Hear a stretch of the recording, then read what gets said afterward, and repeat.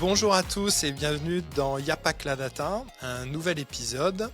Je suis Pierre Vanier, je suis le fondateur et PDG de la société Flint. Flint qui est une ESN de data, de tech, d'IA, bref, tout ce qui nous intéresse. On fait du conseil et aujourd'hui je suis accompagné comme d'habitude de mon acolyte Thomas Meymoun qui est Lead Data Science pour la compagnie BRP. Salut Thomas. Salut Pierre. Salut. Et on a le grand honneur aujourd'hui de recevoir une femme que je suis et que j'apprécie beaucoup dans tout ce qu'elle fait, qui est Stéphanie Alassonnière, qui est VP Innovation Transfert à l'Université de Paris-Cité, qui est directrice adjointe de Prairie, l'Institut Prairie, et elle est aussi professeure de mathématiques appliquées au milieu médical. Et enfin, cofondatrice de Sonio, qui est une start-up IA dans l'échographie obstétricale. Donc, elle a quand même beaucoup de casquettes, beaucoup de titres, beaucoup d'activités. Bonjour Stéphanie, merci d'être avec nous. Bonjour Pierre, bonjour Thomas, avec plaisir. Bonjour Stéphanie. Bon, super. Oui, je disais que je suivais déjà beaucoup tout ce que tu faisais, notamment parce qu'en fait, ton parcours est assez intéressant en ce sens où tu as d'abord démarré par tu te décris toi-même comme une mathématicienne, tu as d'abord démarré par les maths. Tu as écumé les bancs de l'Institut Polytechnique, hein, je crois, où tu as même été prof aussi. Alors j'ai été élève normalienne. Élève normalienne. Et j'ai été prof à l'école Polytechnique. Ouais, Prof à Polytechnique. D'accord. Donc il y a beaucoup de tokens dans ta tête. Non, mais en fait, comment d'abord t'as démarré dans les maths? Parce que ça, je trouve que c'est intéressant aussi de faire ce point-là, non pas dans ressasser les filles et les femmes dans la tech et dans les sciences, etc. Mais quand même, je pense que c'est important. Et puis de l'autre côté, savoir comment à un moment donné, tu as switché pour arriver vers le côté santé médicale. Alors j'ai commencé par les maths de manière très très naturelle en fait. J'étais bonne en maths au lycée. J'ai aussi des antécédents, hein. Mon père a été prof de maths, ma sœur a été prof de maths. Donc oui, c'est une famille de matheux. C'était une famille de matheux. Et j'avais d'un autre côté ma mère qui était infirmière, donc j'avais aussi ce côté médical et probablement pour réconcilier les deux, je me suis retrouvée à faire des maths pour la santé, de manière un petit peu théorique au départ parce que de nouveau je suis toujours mathématicienne uniquement, donc l'idée c'était de développer des modèles, de pouvoir essayer de comprendre ce qui se passait dans des phénomènes de santé. Et puis comment j'ai vraiment basculé vers la santé, c'est qu'au bout d'un moment, quand on fait des modèles un peu hors sol, on se confronte à une problématique très simple, c'est qu'en fait, ils servent à rien. Et que quand on veut adresser un vrai problème, qu'il faut qu'ils viennent du terrain. Dans la plupart des cas, on n'arrive pas à comprendre et à proposer une vraie solution utile si elle vient pas du terrain. Alors, j'ai pas complètement basculé. Il m'arrive encore de faire des maths pour faire des jolies maths. Parce que ça me plaît, parce que les concepts sont jolis, parce que c'est quelque chose qui me motive. Mais de l'autre côté aussi, j'essaie de m'appuyer sur des problématiques et des questions qui viennent des médecins ou des soignants ou du domaine médical, en particulier l'optimisation des essais cliniques et ce genre de choses. C'est un truc assez intéressant parce que moi me vient aussi quand même la question de, tu disais les maths, au bout d'un moment on fait des modèles, mais finalement on les applique pas à des vraies données, etc.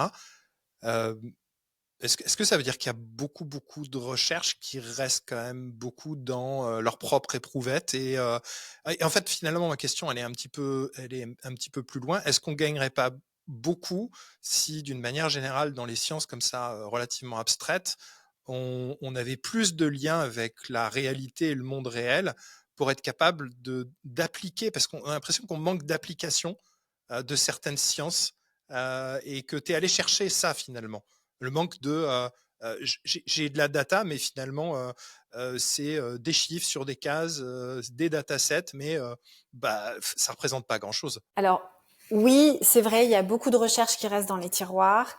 Après, elles restent pas juste dans les tiroirs. Il y a des publications scientifiques qui sortent. C'est des modèles qui permettent de décrire des phénomènes et qui permettent d'accroître la connaissance finalement. C'est pas complètement inutile. Donc, accroître la connaissance, qu'elle soit mathématique juste pour les maths ou mathématique pour la santé, ça accroît la connaissance. Après, elles répondent pas forcément à un besoin terrain. Elles répondent pas à un pain point qui viendrait des médecins qui tous les jours endurent la difficulté du diagnostic quand on parle des maladies rares ou la difficulté de la prise en charge, l'optimisation de parcours de soins. Enfin, il y a énormément de questions qui, si on se penche pas avec eux pour comprendre où est le véritable besoin, et ben en fait on fait des choses mais qui sont pas transposables à leurs besoins. Donc en fait, ça reste pas dans les cartons, c'est pas complètement inutile parce qu'on fait quand même, on accroît la connaissance, donc c'est pas du tout inutile. Par contre, ça se heurte à l'utilisation concrète de ce qu'on a produit. Que j'avais un petit peu cette impression que il y a une certaine science dont la science est une fin en soi et une autre science dont la science est un moyen en elle-même pour atteindre autre chose. C'est un peu ça que je disais finalement, et de dire que la science pour la science uniquement, mais sans avoir une finalité dans l'utilisation d'un algorithme, d'une recherche, d'une méthode, d'un théorème, etc., sur l'après et l'autre chose, en fait, qu'elle devienne un moyen pour l'étape d'après, en fait. C'est exactement ça. C'est faire de la science soit alors la beauté de la science, et la connaissance, je dirais, ou alors faire de la science pour l'appliquer, utiliser la science pour l'appliquer. Et qu'est-ce qui t'a, quand tu es arrivé dans ce monde médical, bon, en fait, tu as fait médical d'un côté en fait, tu as voulu plaire à ta mère et tu as voulu plaire à ton père, en fait. C'est ça. Tu as voulu inconsciemment peut-être. Peut-être. Peut-être inconsciemment. En fait, ma mère m'a toujours dit une séance de psy, exactement. Non, mais par contre, quand tu disais que toute la famille était un match, j'étais en train de réfléchir, de me dire, mais comment ils font le soir quand ils sont à table et tout. C'est mange l'intégralité. Ah oui, mais l'intégralité, qu'est-ce que ça peut être, etc. Est-ce qu'on est vraiment sûr, la dichotomie? Enfin, ça devait être compliqué quand même vos repas à table avec tout le monde. Non, ça va. Je pense qu'on était encore capable de faire la différence. Et puis de nouveau, il y avait de l'entropie quand ma mère arrivait avec sa compréhension du monde très différente. Ben voilà, ça m'était. Donc, quand tu es arrivé, tu as les maths que tu maîtrises, que tu comprends cet environnement dans lequel tu baignes, tu comprends bien les stats, etc. Et du coup, le monde médical, qui est quand même vraiment aussi complètement différent, même si de la recherche, même si scientifique, etc. Et qu'est-ce qui t'a surprise le plus quand tu es arrivé finalement dans ce monde médical par rapport aussi au monde académique, de la recherche, etc. et professoral et de normal sup, polytechnique, etc., etc. Alors, en fait, le monde médical dans lequel j'évolue est très académique aussi. Parce que je suis essentiellement avec des médecins qui sont aussi des chercheurs. Je suis assez peu en contact avec les médecins qui sont des médecins libéraux, par exemple. Donc, je dirais que le contraste est peut-être moins fort que ce que j'aurais pu vivre si j'étais devenue, je sais pas, interlocuteur avec des médecins libéraux. Par contre, ce qui m'a quand même beaucoup marqué, c'est qu'on parle pas le même langage et que les attentes des uns peuvent être complètement orthogonales aux capacités des autres. Quand un médecin va faire une demande, en fait, je vais pas forcément réussir à répondre à cette demande-là. Il va falloir discuter, comprendre les sous-jacents de la demande et peut-être qu'on va réussir à répondre à des questions intermédiaires. Une sorte de question de référentiel, en fait, d'alignement de vos référentiels à vous. Exactement, ouais. Exactement. C'est exactement ça. Mais qu'est-ce que c'est que les mathématiques appliquées à la médecine? Pour moi, j'ai toujours associé, alors ça peut, des fois je fais un abus de langage, mais pour moi, les mathématiques en médecine, c'est des statistiques. Et peut-être que je me trompe complètement vu le début de l'échange. Alors, les mathématiques en médecine, c'était des statistiques. Parce qu'effectivement, au départ, quand on compare des populations et qu'on fait un essai clinique, on cherche une p-value, donc en fait, on fait des stats. Mais de plus en plus, on est en train de s'orienter vers des modèles très différents maintenant. On va mettre en équation des phénomènes. Ce que j'aime bien donner comme exemple, c'est la croissance des enfants dans vous savez, les carnets de santé où on voit la courbe de croissance des enfants. C'est une équation mathématique en fait. Et donc on a mis en équation le phénomène de croissance. Alors c'est un phénomène simple, l'équation est très simple, la variabilité elle est peut-être un petit peu plus complexe, donc là déjà ça demande un petit peu plus de travailler, mais on peut modéliser des phénomènes beaucoup plus complexes. Et là, on arrive encore sur des statistiques parfois, mais pas que. Par exemple, sur la contraction musculaire du cœur, ben, on a des modèles de mécanique, de rétraction de fibres, de contraction de fibres, etc., qui permettent mécaniquement d'expliquer la chose. Et donc, les maths pour la médecine, ça peut aussi être ça. Utiliser les équations de la mécanique des fluides, du transfert de particules physico-chimiques, etc., pour modéliser un phénomène. Et après, quand on n'a pas les équations sur des tâches qui vont être un petit peu plus complexes, voire beaucoup plus complexes, par exemple, l'exemple qu'on a beaucoup travaillé, c'était les maladies neurodégénératives, où là, il n'y a pas de phénomène de disparition de neurones, etc. Enfin, ça, on n'arrive pas à le modéliser. Donc, en fait, on va mimer le phénomène. On va mimer l'observation qu'on a, c'est-à-dire on a des scores cognitifs, on a des atrophies du cortex. On va mimer ce qui se passe sans avoir les vraies équations. Et à partir de ça, on va avoir des équations qui vont pas être forcément extrêmement fines parce qu'elles vont dépendre de paramètres. Et avec une base de données, on va ajuster les paramètres et du coup, on va avoir les bonnes équations pour la bonne population. Donc, ça redevient des stats parce qu'en Ça fait, on ressemble n'a beaucoup pas... à l'entraînement de LLM aussi, hein, quelque part. Oui, bien sûr. Où en fait on a un dataset où on le fait passer sur ce dataset, il s'entraîne et puis au fur et à mesure pour toute la backpropagation et tout l'entraînement, on repasse dessus et on lui fait et on va ajuster tous les poids avec les descentes de gradient, la fonction de reward, etc. Ça ressemble beaucoup en fait à ça. En fait, apprendre les paramètres d'un LLM, des réseaux qui sont dans les transformers, ben, c'est de l'apprentissage statistique sur un modèle très particulier. Nous, on a fait des modèles différents qui expliquent autre chose, mais c'est pareil. On prend le modèle. Alors, il implique ou non des réseaux de neurones. On prend le modèle, on a des données, on a une fonction de coût de la même manière qu'on minimise ou qu'on maximise. En fait, nous, on maximise une vraisemblance. On minimise pas un coût, on maximise une vraisemblance, mais peu importe. Et du coup, on obtient des paramètres qui vont décrire et des équations qui vont décrire le modèle et mimer finalement la génération. Jamais tes LLM n'ont appris la grammaire française et pourtant ils sont capables de la mimer.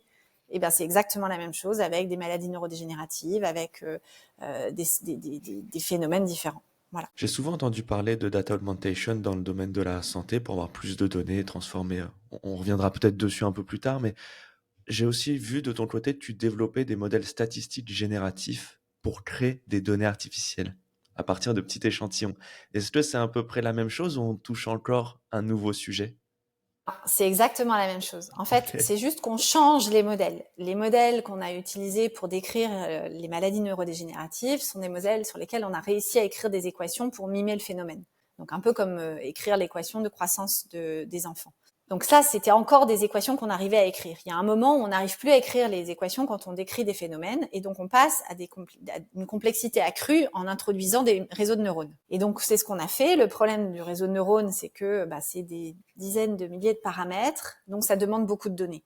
Et le cas sur lequel moi je me suis penchée, c'est véritablement le cas où je n'ai pas assez de données pour entraîner un LLM, pour entraîner un réseau de neurones, voilà, ce genre de modèle. Alors je dis LLM, mais en fait on le fait pour de l'imagerie, on le fait pour quoi que ce soit. Donc tous ces modèles génératifs basés sur des modèles de fondation sont très gourmands en données. Donc moi j'ai pas assez de données parce que je travaille sur des petites populations, maladies rares, populations fragiles, etc. Et donc ce qu'on a développé, c'est une façon de tordre le cou à ces modèles-là en regardant les maths dedans. De nouveau, on écrit les équations, contraint avec des contraintes mathématiques de structuration des données. Et à partir de là, en fait, c'est comme quand vous avez un système. Quand vous étiez petit, vous aviez, si j'ai 10 inconnus, il me faut 10 équations linéaires. Là, c'est pareil, à peu près. Si j'ai beaucoup de paramètres, je vais avoir besoin de beaucoup d'équations et donc beaucoup de données. Sauf si je dis, j'ai pas 10 équations, j'en ai moins, mais je sais que mes paramètres, ils sont interdépendants, il y a des trucs qui vont se passer. Et donc, je vais contraindre la solution. Et c'est exactement ce qu'on a fait dans ces dimensions beaucoup plus importantes et ces modèles plus complexes, mais on a juste contraint à ce que il se passe pas n'importe quoi et que ça reflète quelque chose d'important dans les données, en particulier des notions de distance et de proximité. Ok, très clair. Et justement, souvent, tu insistes sur la différence entre les données synthétiques et les données artificielles. Je pense qu'on rejoint la réponse précédente. Est-ce que tu as besoin des deux à chaque fois? Est-ce que l'un permet de nourrir l'autre finalement? Ou c'est un Alors, peu... en fait, la notion de données synthétiques, elle vient pas de nous. Elle a été utilisée par la FDA. Et c'est pour ça que j'aime pas trop, que je l'oppose un peu à données artificielles, c'est que donc C'est la quoi FDA? FDA, la Food and Drug Agency, celle qui va autoriser les médicaments, les dispositifs médicaux sur le sol américain.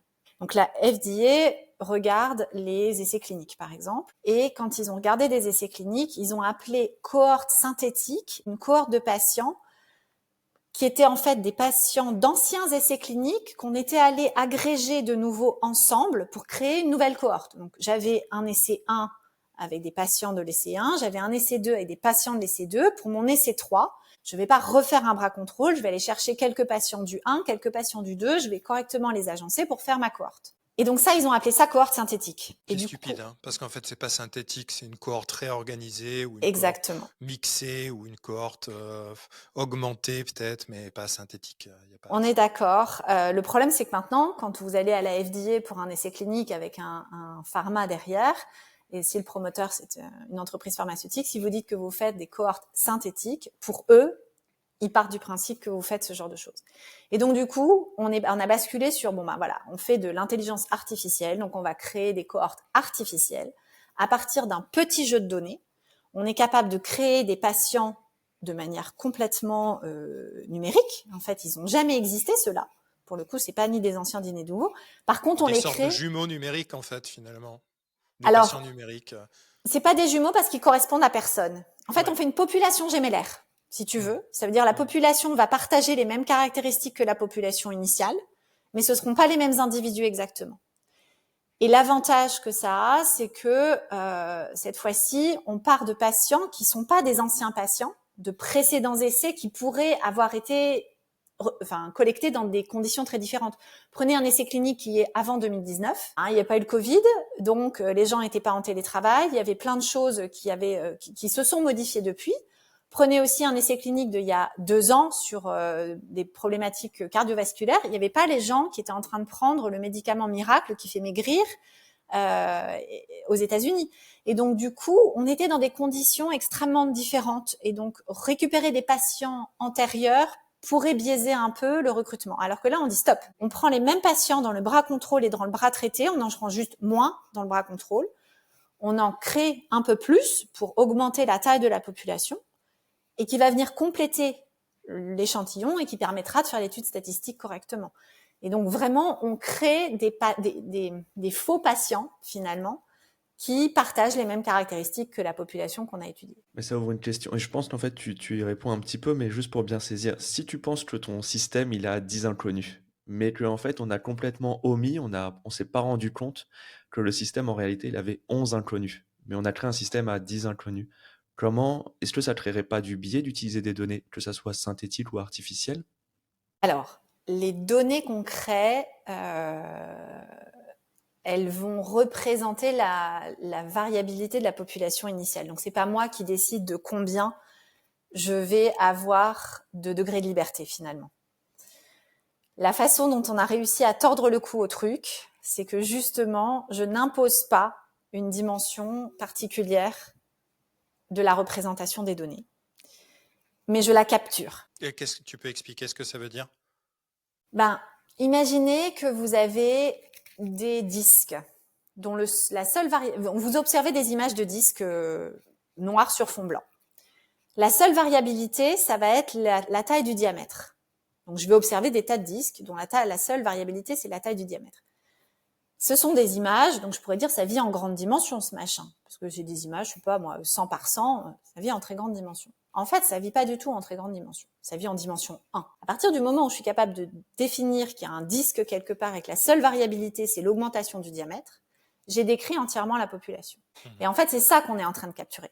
Ce qu'on capture dans les méthodes qu'on a développées, c'est être en capacité de reconnaître qu'en fait, il y a quelque chose de très linéaire dans la position des individus. Ils sont tous proches les uns des autres. Si je mets les diamètres croissants, par exemple, ça peut être une courbe, mais en tout cas, c'est unidimensionnel. Et donc, ce qu'on essaye de capturer, c'est ça. C'est-à-dire que j'ai beau être en 3 ou en dimension 10 ou 15, il y a un moment, je vais réussir à capturer le fait qu'ils vivent sur ce qu'on appelle un outil mathématique assez sympathique, qui est une variété riemannienne, 2 dimensions 1, et qui va en fait décrire cette linéarité dans l'espace des On variétés. cherche à définir l'espèce de plus petit dénominateur commun des features de la population. C'est un peu ça. Hmm. Avec un jargon qui est absolument pas de mathématicien. Mais c'est très très intéressant. Euh, Je crois qu'on a rarement autant réfléchi pendant un échange. Je change un tout petit peu de sujet, mais on parle souvent d'IA pour optimiser les hôpitaux, les cabinets médicaux et ce genre de choses. Euh, mais selon toi, l'impact, il est où en réalité? Est-ce que c'est vraiment là-dedans? Est-ce que c'est sûr? En fait, est-ce qu'on doit toucher quelqu'un en particulier, les médecins, les patients? J'ai aussi le terme protocole, mais bon, c'est peut-être un peu too much. Alors, la question est vaste. Où est-ce qu'il faudrait mettre de l'IA pour que ce soit efficace? Évidemment, partout. Bon. L'optimisation des hôpitaux en termes administratifs, c'est un vrai problème. On a toujours des problèmes de patients qui sont, si vous allez dans les urgences, vous avez toujours des problèmes de patients qu'on appelle les pré-portes, qui sont entre deux portes. Ils sont pas encore, ils ont quitté les urgences parce qu'on a bien compris ce qu'ils avaient, mais ils peuvent pas intégrer leur service. Alors que vous allez avoir des places dans des chambres dans les services qui sont vides. Mais comme la correspondance n'est pas faite en temps réel, ben, les gens restent dans les couloirs. Donc, il y a toute cette optimisation de transfert de patients qui pourrait être fait. Il y a évidemment, alors ça, c'est de manière un peu plus administrative, les plannings en fonction des activités prévues au cours de l'année, des nuits, des week-ends, des fêtes, des attention, c'est les JO ou attention, justement, c'est les vacances, tout le monde est parti. Donc, il y aurait tout ça aussi à faire. Après, donc ça, c'est vraiment la partie administrative, gestion administrative qui serait bénéfique à tous. La partie médicale, on a déjà énormément de choses qui se fait sur l'aide au diagnostic, l'aide à l'optimisation de la prise en charge. Donc, quel est le meilleur examen à faire après? On est en train d'avoir plein de choses qui se développent. Mais pour l'instant, ça se bloque un peu parce que ce sont des dispositifs médicaux numériques, donc ils doivent être marqués. Et le marquage, c'est un essai clinique et ça coûte une fortune, un essai clinique. Et que le marquage FDA est un peu plus facile parce qu'il n'y a pas d'intermédiaire, mais le marquage CE, donc européen, demande de passer par un intermédiaire et vous avez 18 mois d'attente pour passer à peu près par cet intermédiaire. Donc, les organismes notifiés sont vraiment difficiles d'accès. Donc, tout ça, ça rend les choses extrêmement lentes. Par contre, ce qui est en train de se développer, c'est le speech to text, c'est-à-dire capturer le dialogue entre le médecin et le patient, le retranscrire, organiser un compte-rendu et organiser la collecte de données pour qu'elle soit structurée et réutilisable. Et ça, c'est un gain de temps et un gain d'efficience qui est notable. On sait très bien que ça va énormément aider le médecin qui va de nouveau se reconcentrer sur le dialogue avec son patient et pas ah tiens, je devrais lui poser une question. Donc le patient est en train d'écouter, mais je suis en train de noter la prochaine question parce que j'ai pensé à quelque chose. Et puis finalement, j'ai raté l'information qu'il m'avait donnée, donc je lui repose une autre question qui voilà. Et en fait, on va énormément y gagner. Donc je pense que il y a cet aspect-là. Et pour le patient, en fait, je dirais même plus pour le citoyen. Là où on va y gagner en IA, c'est quand on arrivera à faire des modules de prévention. Ou comme on a tous des smartphones, voire des montres connectées, des dispositifs connectés, etc., on va réussir à anticiper des phénomènes qui seraient délétères pour les citoyens et qui les feraient passer du côté patient. Pour avoir des ristournes sur sa mutuelle, par exemple.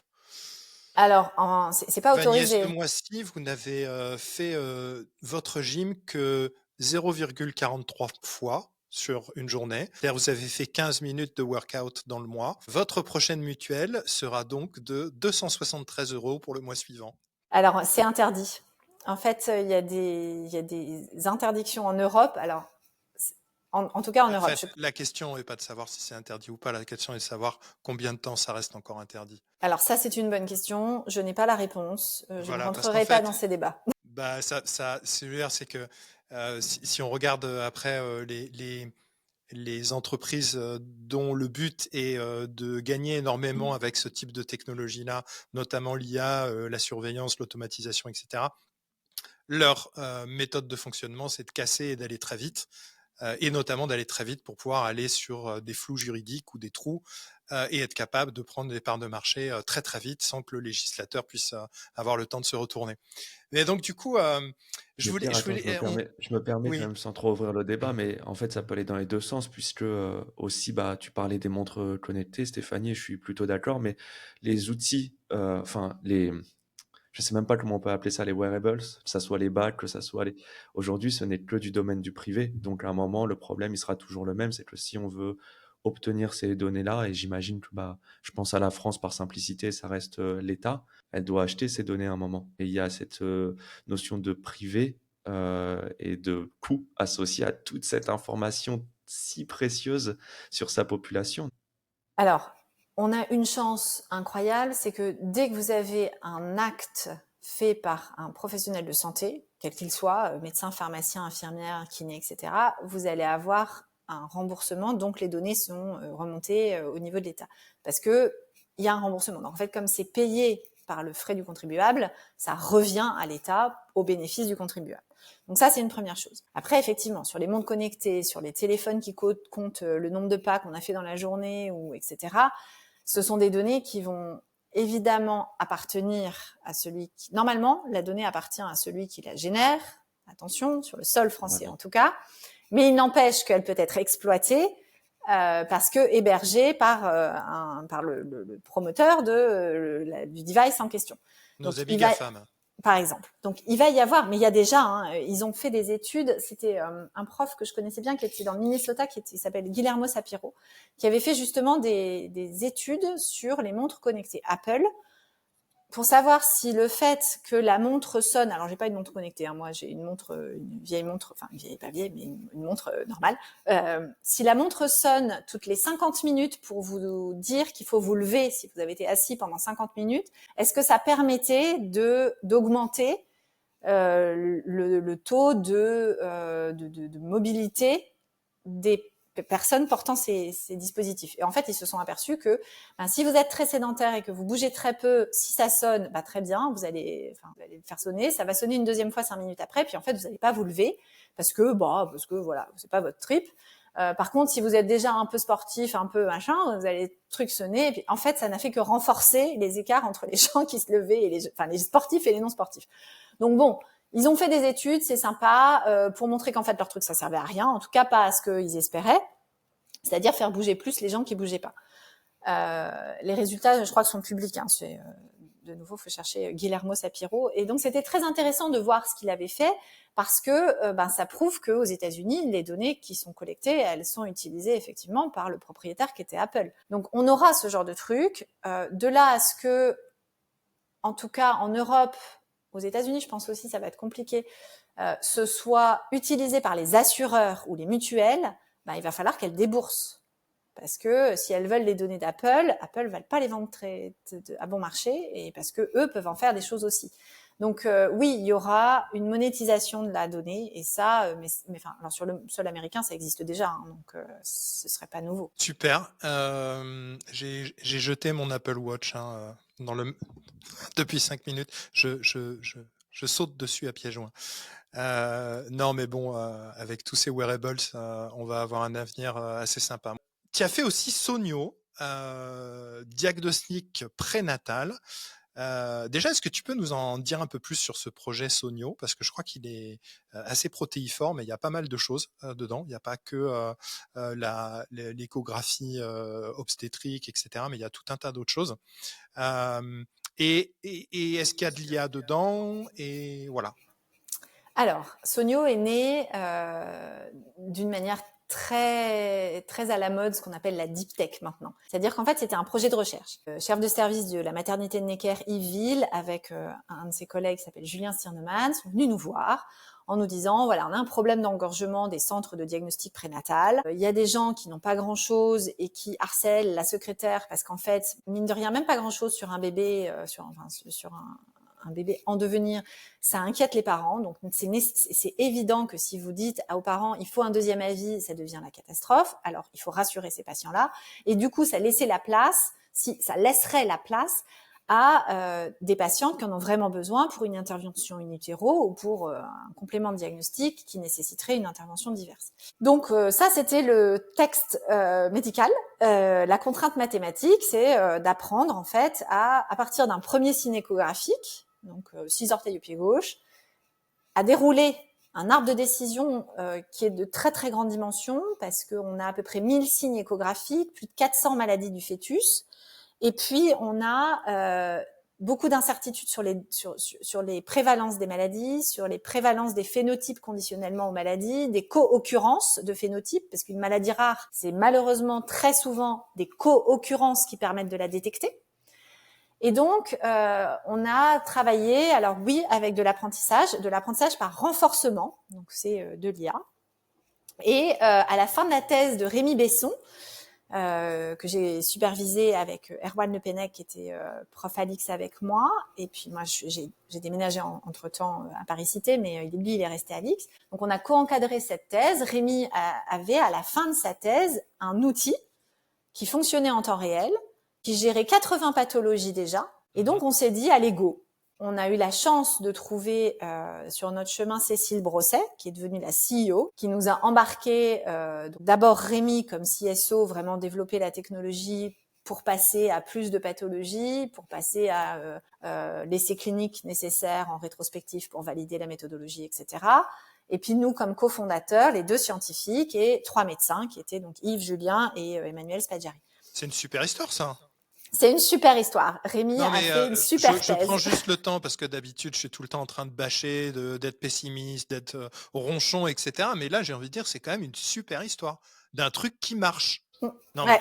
mais, je veux dire, on a quand même un gouvernement qui marche pas depuis 9 mois, par exemple, ou plusieurs années. Ça marche. On a eu de la recherche, un doctorant, un encadrement, une thèse qui se passe bien, et après un passage de l'académique, finalement une naissance, j'ai aussi envie de dire aussi, une naissance du coup de Sonio dans cet accompagnement académico-privé qui fait qu'on passe de quelque chose de scientifique à une preuve de concept, à quelque chose de validé et à une application de la découverte, de la recherche et à un vrai nouveau produit issu de la recherche appliquée.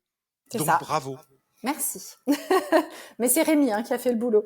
Donc Rémi a intégré Sonio. C'est jamais une seule personne. C'est toujours un travail d'équipe et du coup maintenant Sonio, ça en est où Alors, Sonio a été créé, donc Rémi a soutenu en 2019, Sonio a été créé en 2020. Super, en plus en plein Covid et tout, quoi.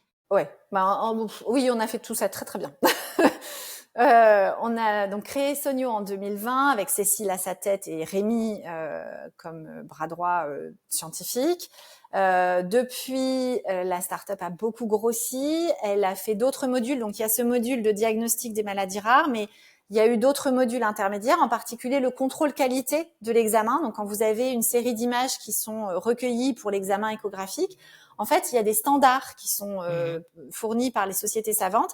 Et donc là, on fait un contrôle qualité. Vous avez pris toutes les coupes, sauf que celle-là, elle n'est pas extrêmement pertinente. Elle correspond pas aux standards. Donc, il y a un contrôle qualité, ce qui permet d'augmenter le niveau de la qualité de l'examen. De l'examen en lui-même. Exactement. Et donc, du service rendu aux patients. Exactement. Puis, ça permet maintenant aussi d'avoir un module qui va détecter les anomalies. Donc, sur une coupe, où vous êtes censé voir les 4 cavités du cœur, eh ben, on va dire, attention, visiblement, il y a une des cavités qui n'est pas complètement délimitée, donc il y a peut-être une fuite. C'est grâce à l'entraînement du modèle d'imagerie sur sur des gros datasets d'images de ventricules, de fœtus, etc. C'est ça ? Tout à fait, tout à fait. Et là, on a eu des bases de données à la fois américaines et européennes. Et du coup, le projet s'est développé, l'entreprise peut-être a levé des fonds classiquement, etc. Et maintenant est sur un trend d'internationalisation et de gagner des parts de marché et de se faire acheter par un gros américain. C'est fait. On a été racheté il y a 1 an, et pas par un américain, par un coréen. On a été racheté par Samsung Madison il y a 1 an. Ok. Mais effectivement, Cécile est aux États-Unis en train de monter la filiale américaine pour avoir les parts de marché sur le sol américain, sachant qu'il y a déjà des parts de marché au Brésil aussi et en Inde. Donc il faut que tu montres une autre entreprise maintenant, Stéphane. C'est fait. Non, disons que je participe plutôt. J'ai transféré l'augmentation de données dont on parlait tout à l'heure pour les essais cliniques. J'ai transféré toute la méthodologie chez Bot Design, qui a développé toute la plateforme d'augmentation de données, justement, qui s'appelle Auriga, et qui est en train d'essayer de prouver justement la valeur de ces données augmentées pour permettre à des essais cliniques qui seraient en risque de ne pas aboutir à cause du recrutement. Donc, on ne parle pas des essais cliniques sur lesquels les recrutements vont bien, mais on parle du petit tiers d'essais cliniques, ce qui est quand même beaucoup sur le nombre d'essais Il leur cliniques. manque de la data. Ils ont 60, 70%, mais en fait, ça va pas marcher, ils vont pas passer. Voilà. Ça va être retoqué, ils vont perdre beaucoup d'argent et beaucoup de temps. Exactement. Et donc là, voilà, c'est Auriga. J'avais une toute petite question vis-à-vis de ça. C'est les données, elles datent de quand sur ce genre de solutions et d'outils? Puisque si vous utilisez de l'imagerie médicale, est-ce qu'on a des données depuis 30 ans, 40 ans, 50 ans qui Depuis sont pas de la même qualité? 1823, mais les images Non, mais étaient quand c'est même moins qualitatives avant.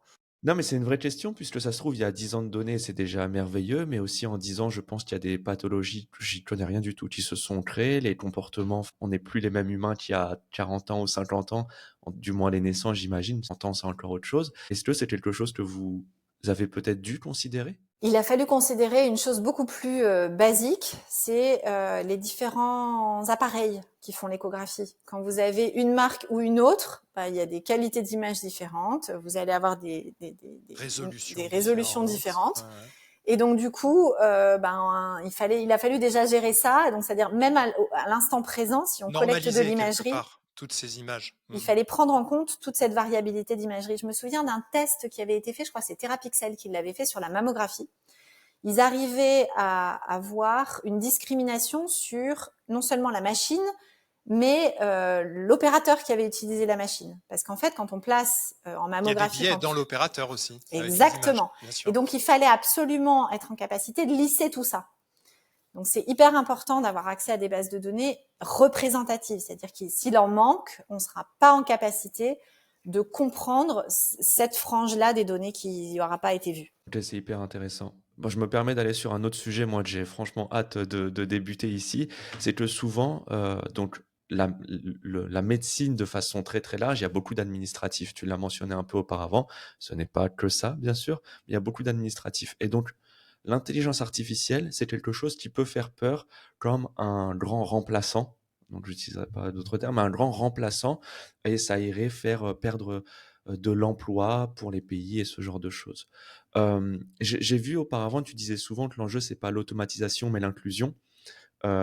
Est-ce que c'est un peu connecté ces deux choses, le fait de ne pas avoir peur et d'accepter le changement? Oui, je pense qu'en fait, les métiers vont changer. Quand on a eu la révolution industrielle et l'automatisation, c'est sûr que, si vous reprenez le film de Charlie Chaplin où il est en train de serrer les boulons, ça n'existe plus.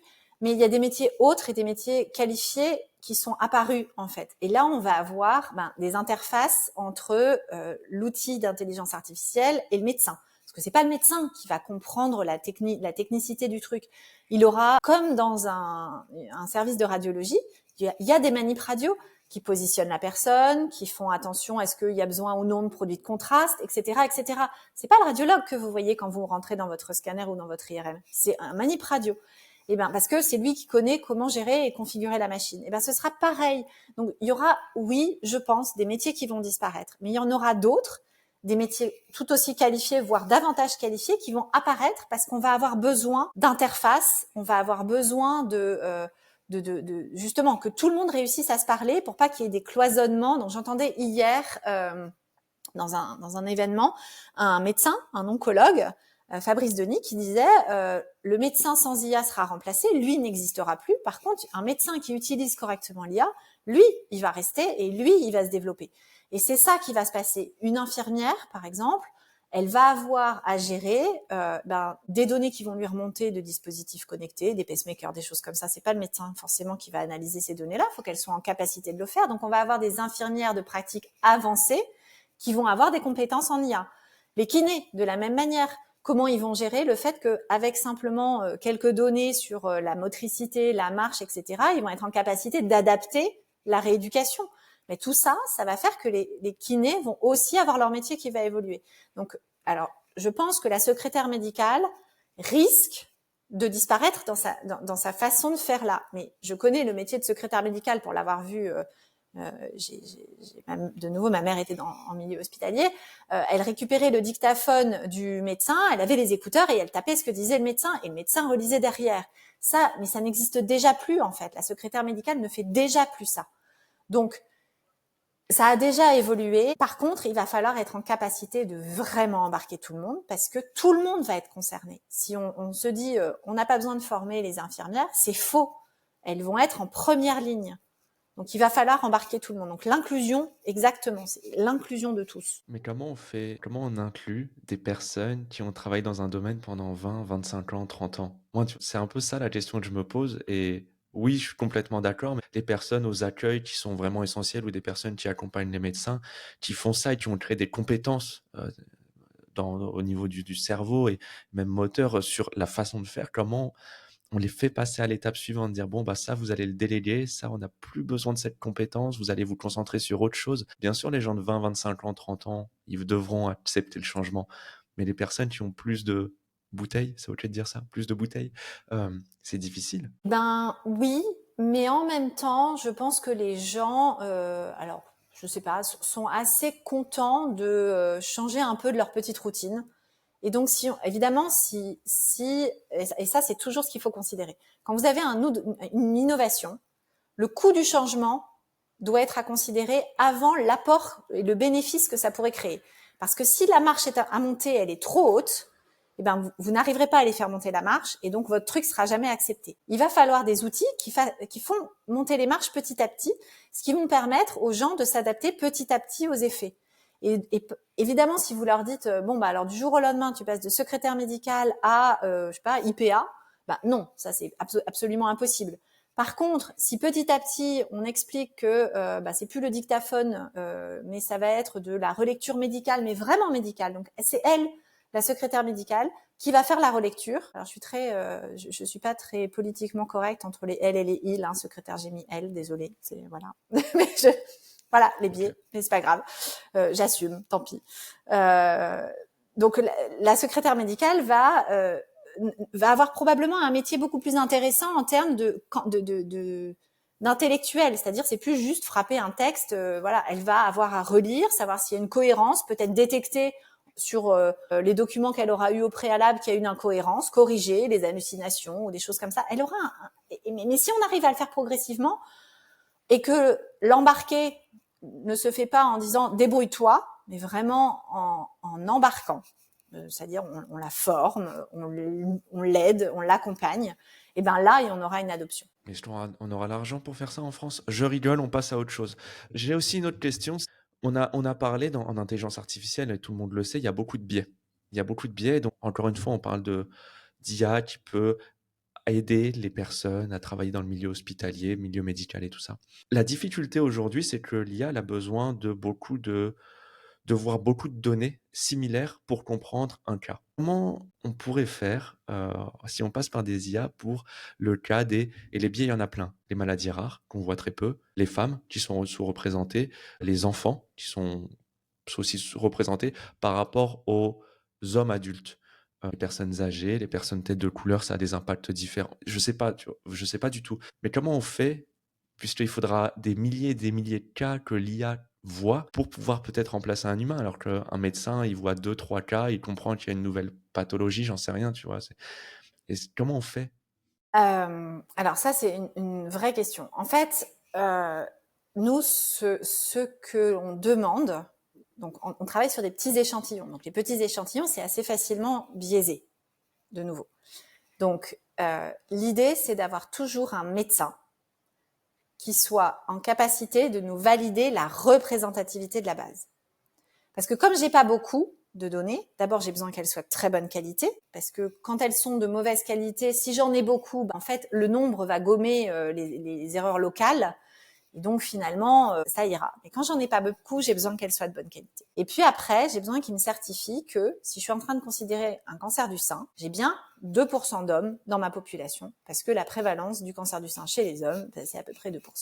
Enfin, je sais pas exactement le pourcentage, mais si c'est un exemple. Si évidemment, dans ma base de données, je n'ai que des femmes, moi je veux un médecin qui me dise, ok, je t'ai donné une base de données, je sais qu'elle est biaisée, je sais qu'il n'y a pas d'hommes, donc moi je note. Ce que je vais faire avec sera conditionné au fait que je n'ai vu que des femmes. Mais il faudra l'annoncer, c'est-à-dire que c'est comme dans Sonio. Sonio, on a couvert 400 maladies rares chez le fœtus, les 400 plus probables. Quand on dit a priori il n'y a rien, on dit pas il n'y a rien.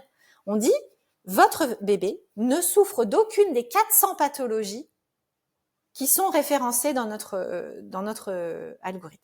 Évidemment, une maladie rare où il y a 10 cas sur le monde entier, c'est pas dans Sonio. Et ça, on peut pas le faire. Mais il y a un moment où, en fait, il faut pas forcément avoir une quantité de données astronomiques. Il faut juste savoir ce qu'on est capable de faire et revendiquer uniquement ce qu'on est capable de faire. C'est-à-dire que si j'ai développé quelque chose qui fait de la détection de lésions sur la mammographie des cancers du sein chez la femme, je dois le dire. En fait, il y a une certaine honnêteté intellectuelle à avoir. On n'arrivera pas à gommer tous les biais. De nouveau, et c'est très vrai, les femmes sont sous-représentées, les minorités. Alors aux États-Unis, en plus, en ce moment, les projets de recherche qui sont orientés minorités ont été complètement coupés. Donc en fait, ils ont perdu tous les financements pour faire des projets de recherche. Ça va améliorer les biais. Voilà, c'est ça. Donc en fait, ils avaient des projets de recherche pour justement regarder sur des populations sous-représentées ce qui se passait et comment ça se passait différemment. Tout ça, ça a été coupé. Mais maintenant, tout ce qui va être développé, il faudra que ce soit conditionné au fait qu'on avait accès à telle base de données, qu'il y avait tel biais et dont on est conscient. Mais comment on peut faire ça, sachant que même le Doliprane, par exemple, des, c'est des prises pour des hommes, par exemple, ça n'a pas été testé sur, je sais plus comment on dit ça, je suis désolé, j'ai pas du tout les termes, mais le Doliprane, c'est plus fait pour le poids d'un homme, la taille d'un homme et ce genre de choses. Comment on fait si aujourd'hui on va mettre en place de l'IA qui coûte beaucoup plus cher, qui nécessite encore plus de travail, on peut pas être transparent, super honnête avec des outils d'IA, alors que les autres, alors je parle dans le domaine du médicament, peut-être que je me confonds aussi, hein, je m'en excuse, mais on Non, peut c'est très pas, vrai. En c'est fait, impossible. en fait, on en demande à l'IA plus qu'on en demande aux médicaments. Ouais, c'est ça. Et alors, on est d'accord, on n'est pas d'accord? Moi, je suis pas d'accord. Typiquement, il y a deux choses importantes pour l'utilisation de l'IA. C'est l'information. Donc, un médecin qui utilise un algorithme à un moment est obligé de le déclarer à son patient. Et deux, on nous demande l'explicabilité. C'est-à-dire que le médecin soit capable de comprendre ce qui s'est passé dans l'algorithme pour sortir telle décision. En fait, quand il donne un médicament à un patient, il lui dit pas.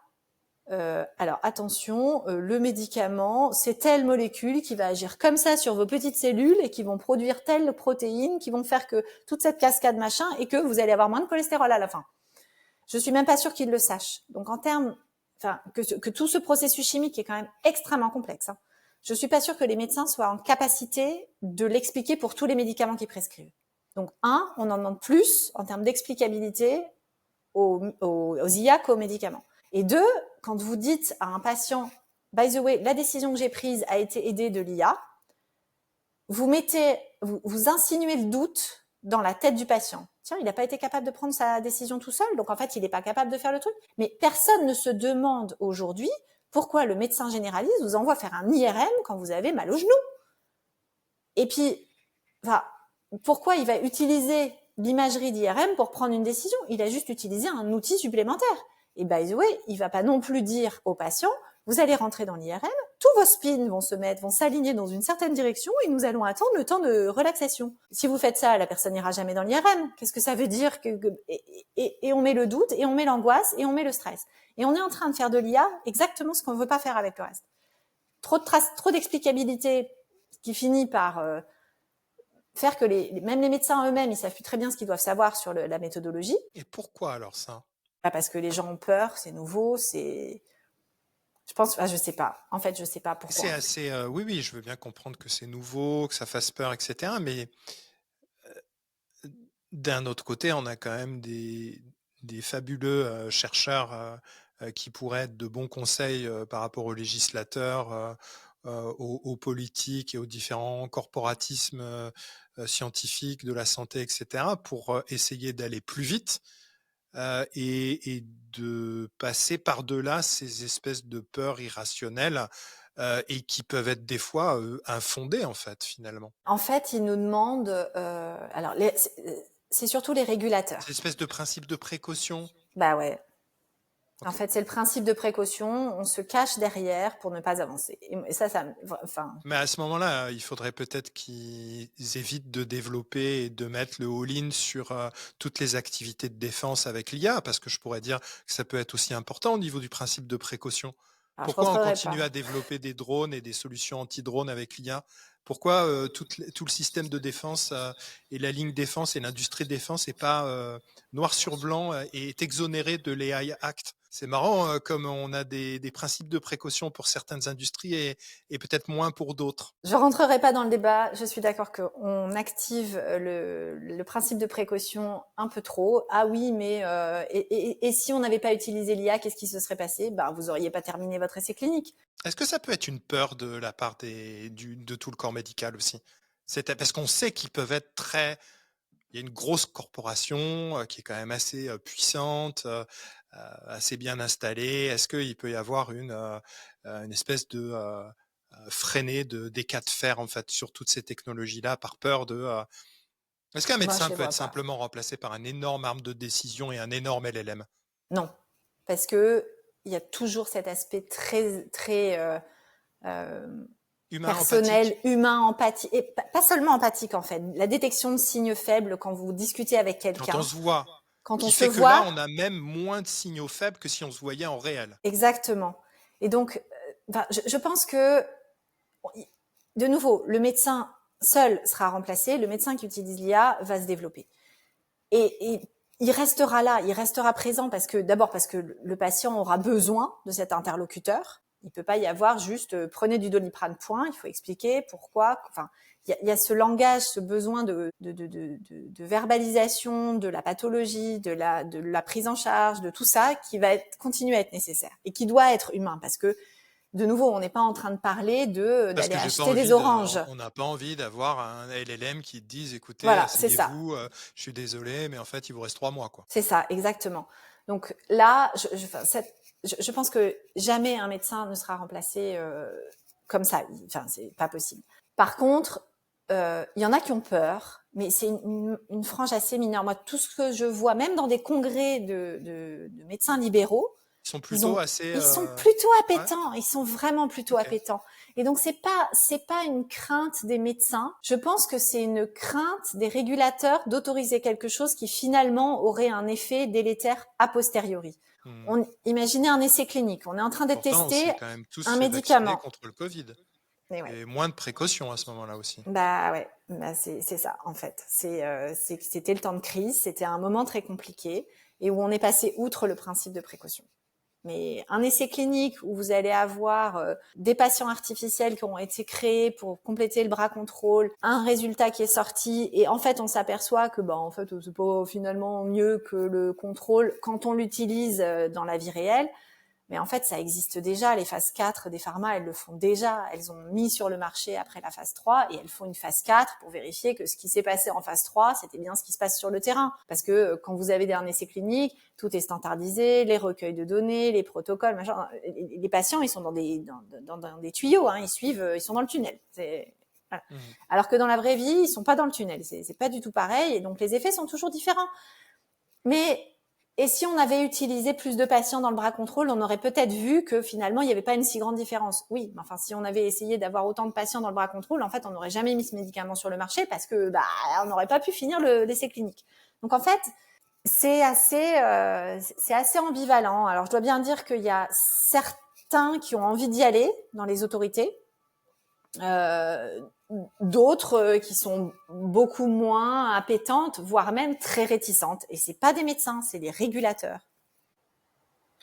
On pourrait continuer encore longtemps, très longtemps la discussion. On arrive à la fin de l'épisode, Stéphanie. On a une question du précédent invité. Je pense déjà avoir ta réponse, mais sa question était, est-ce que l'on est capable, au niveau de l'écosystème de la French Tech, de faire des choses ensemble? Alors ma réponse Interrogation. c'est j'espère. Et Gilles moi, Babinet, hein, pour info. oui. Ma réponse c'est j'espère et je crois fondamentalement au collectif. C'est-à-dire que si moi je suis arrivée dans une université où la fac de médecine est développée, où je suis dans un labo avec des médecins, où je parle avec des médecins, c'est parce que je pense qu'il faut faire collectif. Il faut jouer collectif, il faut se mélanger, il faut y aller ensemble. Et la French Tech c'est un bel écosystème qui montre la puissance de ce qu'on est capable de faire en France en termes d'innovation, en termes de transfert, en termes de techno. Et donc, je pense qu'effectivement, il faut y aller ensemble. Il n'y a que comme ça qu'on y arrivera. Nio est un bel exemple. Et voilà. Et donc, en conclusion, est-ce que toi, tu aurais une dernière question, enfin, tu aurais une question pour le prochain invité? Oui, alors je ne sais pas qui est le prochain invité, mais on parle énormément maintenant de l'IA agentique, qui va devenir finalement les modèles LLM, les modèles de fondation sont devenus presque obsolètes. On est vraiment en train maintenant de parler d'IA agentique. Et donc là, ma question au prochain invité, ce serait: qu'en pensez-vous que nous verrons les premiers effets de l'IA agentique dans la vie quotidienne? Ok, pas en médecine, quotidienne. Non, pas Ok. forcément en médecine. En médecine, non. Oh là là. En médecine, Doucement. en 2073. Et encore. Voilà. Bah écoute, c'est parfait. Est-ce que tu veux passer un dernier message, une information supplémentaire? Faites des maths pour la santé. On a besoin de gens comme ça. Faites des structures de Riemann en 2 dimensions. Je sais ce que c'est. Les variétés riemanniennes. Variété riemannienne. Écoute, moi j'en prendrai sûrement le midi avant d'aller faire mon sport. Tu as raison. Merci beaucoup Stéphanie, c'était super de t'avoir, et merci beaucoup Thomas. J'espère que vous avez apprécié ce petit moment d'échange. À très bientôt et bonne chance pour la poursuite Stéphanie. Merci beaucoup. Merci.